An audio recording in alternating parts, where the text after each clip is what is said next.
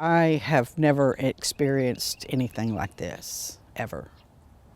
I don't think anybody has. There's a humanitarian crisis happening in Texas right now.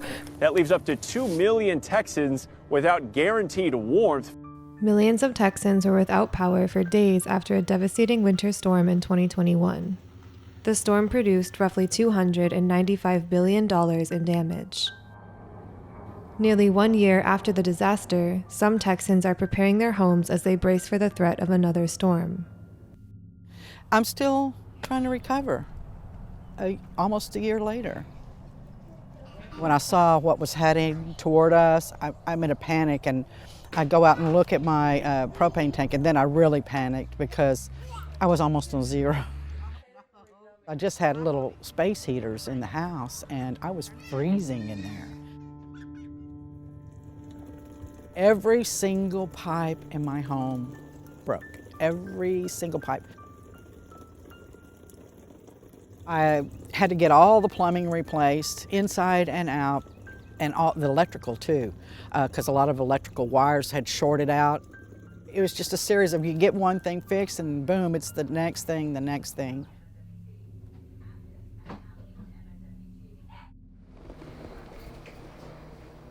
Thank goodness my daughter worked at a hotel, so we had a room. Thankfully, we were able to get a hotel room because most people weren't. I guess because I worked there, you know, they made sure I had a room. Thank you.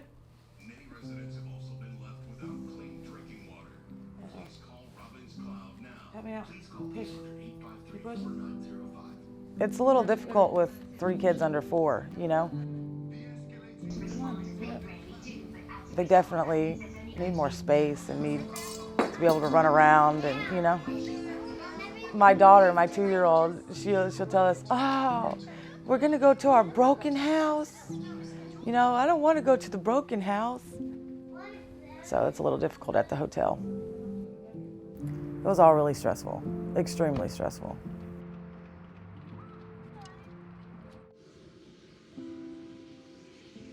They've done nothing about the power grid. Why should we think that we're not gonna have another problem? Very confident about the grid, and I can tell you why, and that is, for one, I signed almost a dozen laws that make the power grid more effective. State lawmakers responded to last year's winter storm by requiring power plants to upgrade for more extreme weather events. Some power companies say the state's gas system is not ready for another deep freeze. I took out a homeowner's loan. Hopefully that's gonna be enough to at least get me winterized.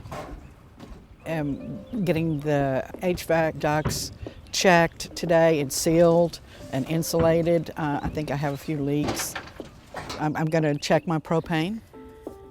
Probably I need to get set up on some kind of schedule where they come out whether I need it or not.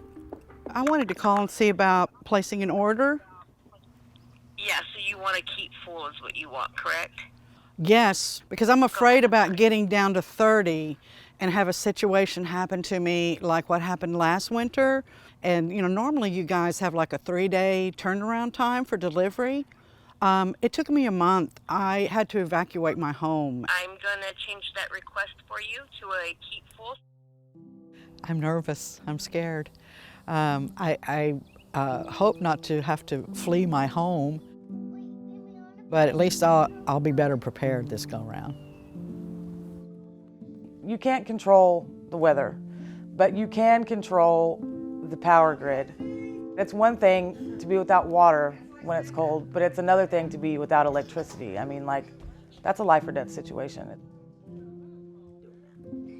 It's inevitable that something like this is going to happen again and again.